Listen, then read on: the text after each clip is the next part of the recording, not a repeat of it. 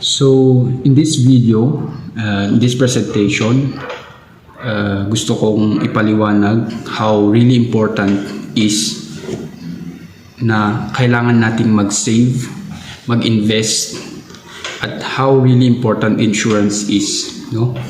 So, for this presentation, let's talk about financial planning. So, what comes into your mind kung marinig mo tong phrase na financial planning?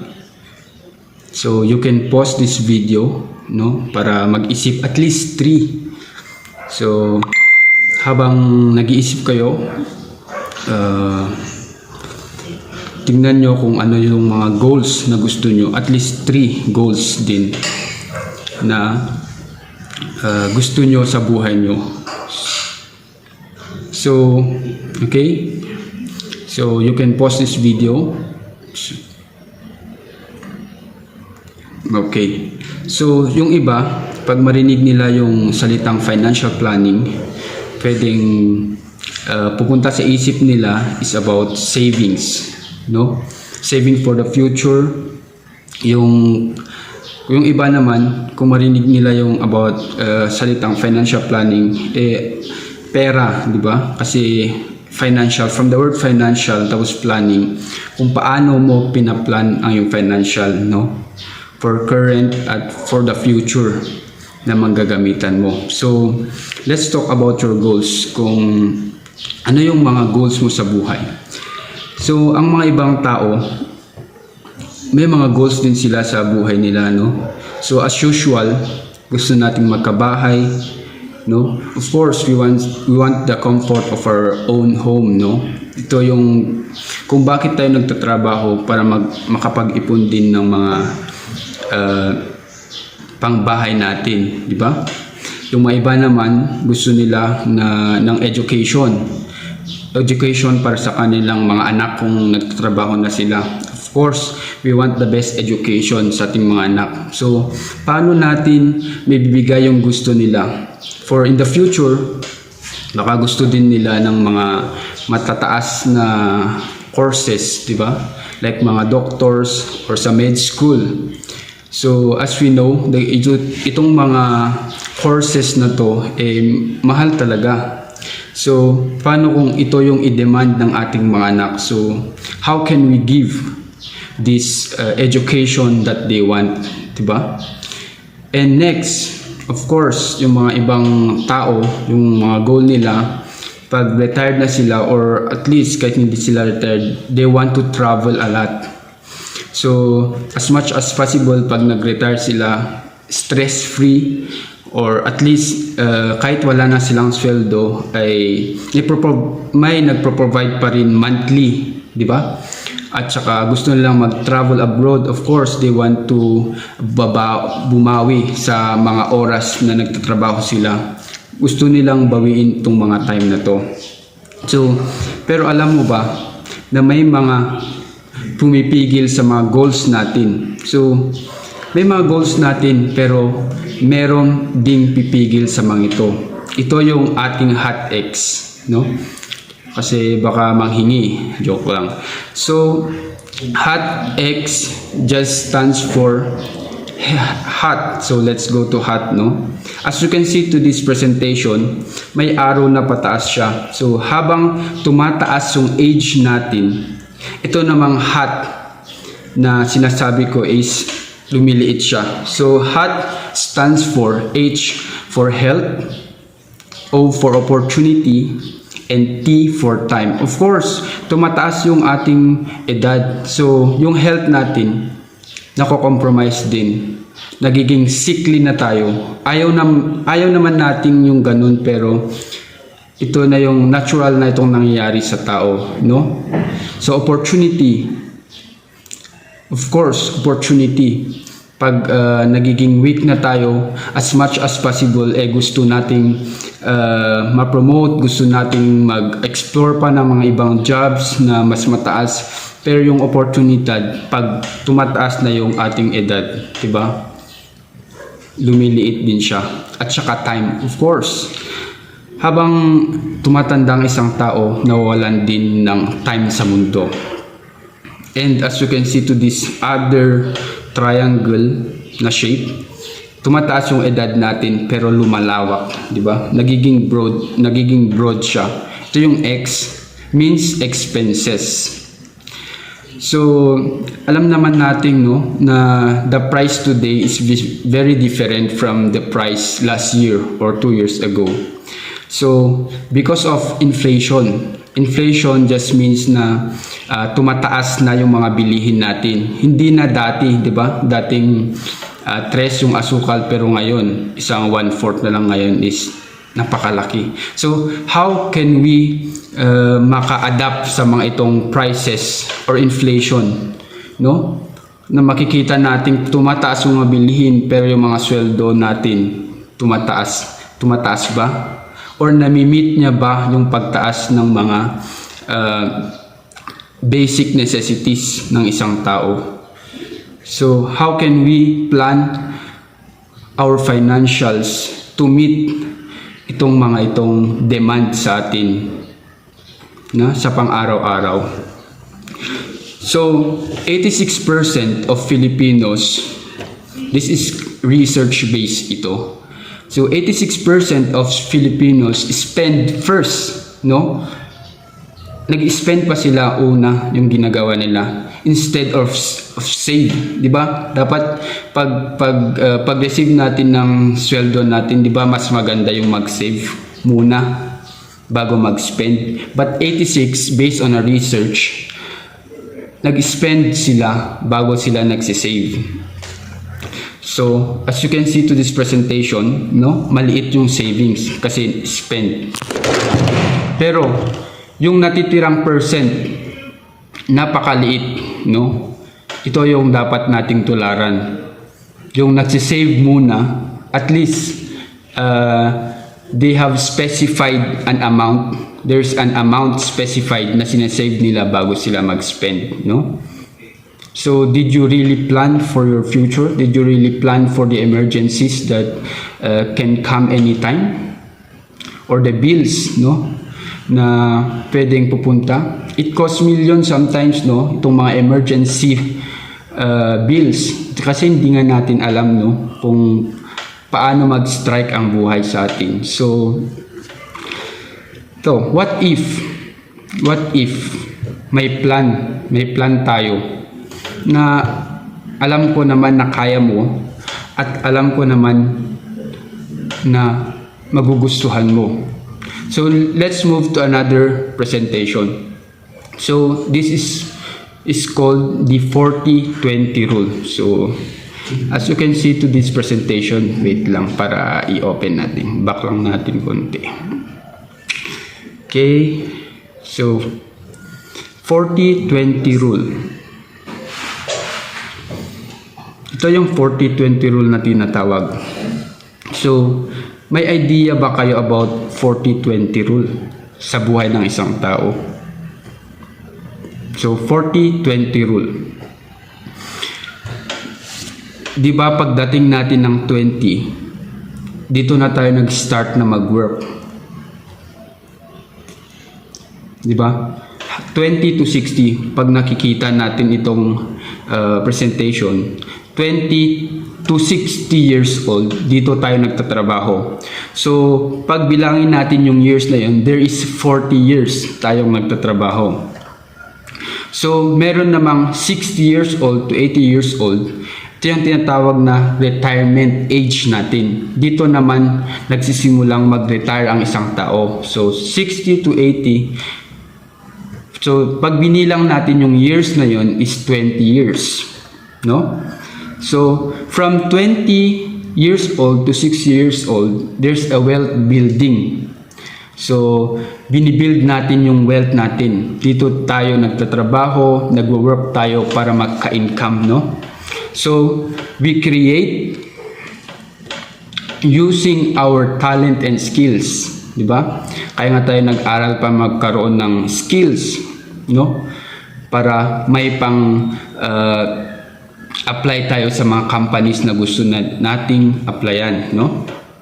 So, after we create, after we have served our skills And here comes our income, di ba? Nagkakasweldo na tayo. So after the income, majority of the Filipinos get rid of their income. Hindi nila naipaplano kung saan nila ito gagamitin. So they create nagka-income sila at siya get rid. So, di ba? Hindi nila napaplano kung saan, kaya unang-una pa lang nauubos agad. Pagka-receive nila ng sahod nila, nawawala na, napupunta na sa mga lahat ng utang kasi hindi nila na plan, no? Kung ano yung gagastusin nila, hindi nila na plan, no? Tapos wala pa silang savings. So this is a vicious cycle, nagiging vicious cycle nito na nagro-rotate na hanggang sa retirement plan. So, ano yung nasa sacrifice dito? Yung time natin yung nasa sacrifice dito. Kasi hindi natin alam na nagiging vicious cycle pala ito, no? Nag-create tayo using our skills, nagka-income, and we get rid of it, no? So, nagiging cycle na ito. So, ano yung natatamaan dyan? Yung oras natin. Hindi natin alam na nagtatrabaho tayo, wala tayong ipon, hindi natin ito napapalago, pero nawawalan na pala tayo ng time. Ito yung problema na hindi natin alam na may problema pala. Di ba? Problema talaga pag hindi mo alam na may problema. So, you assess yourself, no? Kung paano mo nasi-save yung income mo.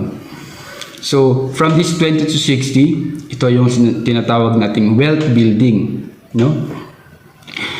So, ang question sa'yo, problema ba pag hindi mo alam na may problema? Of course. So, from 60 to 80 years, ano ang magiging sweldo mo kapag wala ka ng sweldo? No? Of course, hindi ka na makapag-work doon. So, ano ang magiging sweldo mo pag wala ka ng trabaho? Kasi retired ka na. How could you sustain your life, no? Especially, madami kang gagastusin, no? Kasya ba ang SSS or GSIS? Kung every year tumataas ang bilhin, baka sa maintenance mo na lang yan ginagamit, no? Kulang pa yan sa mga goals mo. Diba? Gusto mong mag-travel, gusto mong at least enjoy your retirement days, no? Tapos naproproblemahan ka pa sa mga bills. So, paano mo may enjoy yung retirement fund mo o retirement days mo kung hindi mo na plano? Diba? Bills. Sa bills natin, aasa ba tayo sa iba para magbayad ng bills natin? Of course, now na nagtatrabaho tayo, may lakas tayo, may oportunidad, may time tayong magtrabaho. Diba? So, we have the choice, no, to really plan for the future. Alam namang iasa pa natin sa mga anak natin na may choice naman tayo to save and invest for our retirement days, no? So, yun yung kadalasang problema na, diba? So, kailangan talaga nating mag-ipon para ma-enjoy natin yung retirement fund natin. At para din sa mga pamilya natin, no? For our loved ones, no? Of course, kailangan nating mag-save, mas lalo na pag maliliit pa or wala pa tayong mga anak, di ba? We want to save for their education. Para kahit anong course yung gusto nila natahakin, at least we can send them to school, no? Na hindi tayo napoproblemahan. That's the power of planning your financial as early as you can. Diba? So, for the next presentation, instead of spending first, no? Let's create, let's keep,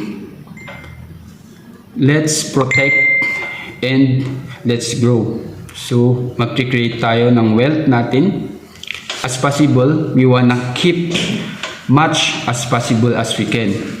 And we protect this income or savings we have and to grow them, no? Pero kaso, yung saan ba tayo nakaka-focus now, di ba? dito lang tayo sa create nakaka-focus. Hindi na tayo nakakapunta sa ibang areas ng wealth building, no? So nakapunta na ba tayo sa mga areas na to? From keep, protect, and grow. Sana. So time spent, sabi dito, time spent is money spent. It's gone. We can't bring back time. Did you agree on that? No? Time spent, ulitin ko. Time spent is money spent. It's gone. We can't bring back time. Of course, kung nagamit mo na yung oras na yun, hindi mo na siya may babalik. So yung example, nagtrabaho tayo from 20 years old, tapos 30 years old na tayo now. So yung 10 years na yun, tapos hindi tayo naka-financial planning, hindi mo na mababawi yun, no? Hindi natin mababawi yun. Yeah? Napakalaki sanang savings natin, pero saan napunta, di ba? Kasi hindi tayo nakapag-plan. So saan napunta ito? So dito natin talaga makikita how important time is. Kasi ito yung isang sana kasama natin, no? So my question to you is time an ally or a threat to you? Is time an ally or a threat to you? Of course, we want time to be our ally, no? So nating kaibigan yung time, hindi yung nagiging threat pa sa atin, no? Sabi dito, whatever you do today until your last working day will determine your income for the next 20 retirement years. Kung ano yung gagawin mo ngayon, ito yung magde-define. Ngayon hanggang sa last working day mo, ito yung magde-define or magde-determine sa 20 years retirement days mo. So 20 years napakahabang years na yun, no? So as much as possible, gusto nating may enjoy natin yung retirement years natin, no? As much as possible. So 1 year of investing, kasya ba yan? Na mag-invest lang tayo ng 1 year? Of course not. 5 years? Of course not. Kasi as much as possible, we want to maximize the savings and investment natin, no? So how long should we invest? No. How long should we invest? Of course now, no? Na nalaman natin nga ang savings ay napaka-importante na mag-i-plan natin, no? Yung ating mga financials, no? That's how important it is. Knowing all of these things, when do you think is the best time to prepare? Of course, now. So, magbibigay ako ng mga product. So, kami po ay nasa ProLife UK, no? So magbibigay kami ng mga product namin na pwedeng makatulong sa atin to build yung wealth na gusto natin. Punta lang ako sa presentation. Ito yung mga product ng ProLife UK. 467 per day na savings mo or 5,000 monthly. You can have an investment after 15 years of 1.1 M. No? After 20 years, 2 M. At age 60, 8 M. And at age 65 for your retirement or at age 60, no? Nakita natin yung, tignan na lang natin doon sa at age 65, no? 13 M. Malaki na yun. Hindi na natin problemahin na mabubuhay, di ba? Kasi may ipon na tayo. Hindi na tayo nagiging sagabal sa buhay ng iba, no? Kasi hindi na tayo maasa sa kanila. Hindi naman tayo nakakasiguro sa future ng mga anak din natin, no? Kaya as much as possible, we want to invest and grow our savings. Tignan natin sa insurance nito. So, life insurance 3.5 M, di ba? Pati yung patay ka na nga, may expense ka pa, di ba? Do we want that our family will suffer for your death? No? Of course, as much as possible, we don't want them na sila pa yung magproproblema sa atin, no? Disability benefit. Hindi natin ito gusto, hindi natin ito pinag-pray. Pero life strikes at any time, no? Disability benefit is 2M. Critical illness for 2M and accident benefit is 1M. No? So nakakapag-save na tayo, nakapag-invest, nag-grow natin yung savings natin and investment, at saka may insurance pa tayo. So problemahin mo pa ba yung mga hindi natin namamalayang mga bills sa buhay? Gaya ng mga accident benefit, critical illness, disability. That's the importance of having an insurance, no? Kasi we have this calmness. Calm lang tayo. Peace of mind. Ito yung nabibigay kasi alam nating may sasalo sa milyon na bills natin in the future. In every time. No?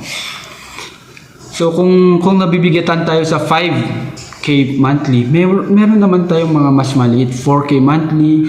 Tignan na ninyo yung benefit niya. Malalaki din, 4K, 3K monthly, or 2-1 monthly. So malaki din tong 2-1 monthly. So you can check it, you can pause the video para i-check yung mga benefit nyo, no? According sa gusto nyong i-save monthly. Kasi kayo din naman yung mag-determine kung ano yung gusto nyo, no, na i-save monthly. So, so ito yung mga usual questions, no? Usual questions ng mga gustong mag-save sa ProLife UK. So, sabi nila, isang question nila, benefit is just for death. No. Hindi lang ito for death. No? Kasi nga, as I said earlier, ito yung savings mo. Pwede din itong gamitin for educational fund ng mga anak mo, investment mo, housing. Kasi withdrawable naman yan pag gusto mo nang magpatayo ng bahay tapos malaki na yung savings mo, pwede mo nang withdraw for housing. And the 36 critical illnesses, no? Itong mga 36 critical illness, napakadami pong pwedeng illnesses na mangyari sa isang tao. So napakadami na po yung 36 critical. Cancer, operation, and name it. It can cover you. Sabi pa nila, we're young. Ito yung isang question niya. We're young. Bata pa kami. Of course, the younger, sa insurance kasi, the younger you are, the more benefit you can get. Sa insurance, no specific age. No? Walang specific age dito. Kaya yung mga magulang, kahit 5 years old na yung mga anak nila, sinasali na nila dito kasi alam nila how important, no, magkaroon ng savings at insurance at investment, no. Number 3, nagpapabahay kami or may projects pa along the way. So ito yung usual din na nasabi, kaya hindi sila nakapag-ipon. So, all the more that you need protection for your assets. Kasi, ang insurance, ang savings at investment, ito yung protection mo sa assets mo. Nagpapabahay ka, tapos ayaw mo mag-savings. What if a critical happen to you? O, saan mapupunta yung bahay mo? Of course, you will sell it para lang makover yung milyon na may expense sa'yo. Kaya, napaka-importante talaga na magkaroon ng insurance, no? Kasi operation cost millions. Sakto lang ang pera buwan-buwan. Ito Ito yung isang usual question na sakto lang daw yung kinikita nila buwan-buwan. Dito mo talaga maisip na kailangan mo mag-financial planning. Kasi bakit sakto lang? Bakit walang nasi-save? Paano na yung future mo? No? And besides, there are many available product for your budget. No? May mga hindi naman malalaki na plan. Merong at least afford mo naman yung mga ibang plan. Hindi naman, as I said earlier, may 5K, may 4, may 3, may 2. At i-base din natin sa yung plan talaga. Yung project, hindi naman kami yung magdetermine kung ilan. Ikaw naman, no? At did you know that an insurance is not an expense? It is an asset, no? In accounting, we recognize insurance as an asset. We don't put it at an expense, no? These are savings and investment. Help you in times of crisis. Help you achieve your goals. So sabi, isang usual question din, baka magalaw ang savings namin if magamit namin sa 36 critical or life insurance. No po, hindi yan magagalaw. Kasi magkaiba yung benefit ng insurance, no? At magkaiba din yung savings mo. So, sino-sino ang pwedeng kukuha? Sino-sino ang pwedeng kukuha nito? Sa plan na ito, sa plan na mga ito. So, parents who want to secure their 20 years retirement fund. Kung gusto mong ma-secure yung 20 years na retirement days mo, pwede kang kukuha. Who want to secure their children's education, kung ikaw yung gusto mong ma-secure yung mga edukasyon ng mga anak mo, you can have it. Anyone naman pwedeng kukuha, no? For asset preservation. Kung gusto mong i-preserve yung mga asset mo, kung gusto mong hindi ma-sacrifice ang mga asset mo para lang ma-cover yung mga bills, you can have it, no? So, next. Insurance is not for everybody. Bakit nasabi kong insurance is not everybody? Kasi hindi namin agad-agad ma-insure, lalo na yung mga politics. May mga red tag yung mga yan. People with a history of sickness. Nahihirapang pumasok yung mga pwedeng ma-deny, yung may mga history ng mga illnesses or sickness. Pero may na-approve naman, pero may mga na-deny. So insurance is not for everybody talaga. Red flag places, yung mga critical na mga places, ito din yung mga ibang nahihirapan may pasok sa insurance, no? Nahihirapan silang mag-savings or magkaroon ng plan sa life insurance. In any life insurance industry, masabi kong mahirapan sila, pero pwede pa silang may pasok. Aged, so ano yung meaning nito? No? Nahihirapan ding makapasok yung mga matatanda na talaga, no? So as young as we are, dapat talaga mag-save na tayo para hindi natin problemahan yung mga iba-ibang test na gagawin natin. Kasi kung pag matanda ka na, syempre yung company ayaw naman niya malugi, di ba? So madaming mga test na gagawin sa'yo para maipasok ka. And sickness history, yun nga ang sinabi ko, no?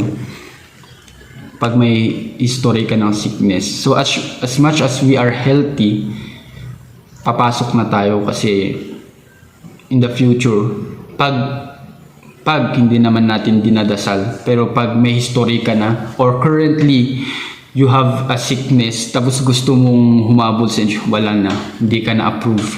So as much as healthy we are, no, let's save sa insurance company, sa Pro-Life, no, para hindi tayo ma-deny or ma-disapprove. So ayun, so why Pro? Bakit Pro? Sa dinami-dami ng mga insurance company, why Pro? Why Pro-Life, no? So ProLife UK comes from the United Kingdom. So itong insurance na to is nanggaling siya sa United Kingdom. So as we all know, United Kingdom is a very wealthy country, no? Meron silang GDP of 2.83 trillion. So, di ba? So that's kung bakit pro yung pwede nating pupuntahan. So sa ibang country, ang ProLife UK is known as Prudential. So pag makita natin dito, yung market value ng company is 55.7 billion, no? Lumalaban siya at 105 rank globally. At sa asset niya, 469.5 billion. And sa sales niya, 58.4 billion.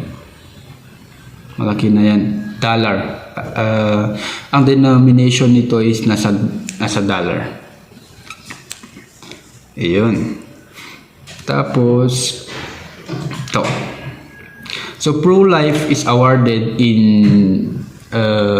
at YouGov Recommend Rankings 2022 Top 10 rank. So, nasa number 3 yung ProLife as a company. No? ProLife UK hailed as the leading insurance company in the Philippines in YouGov Brand Index Top 10 Recommended Brand.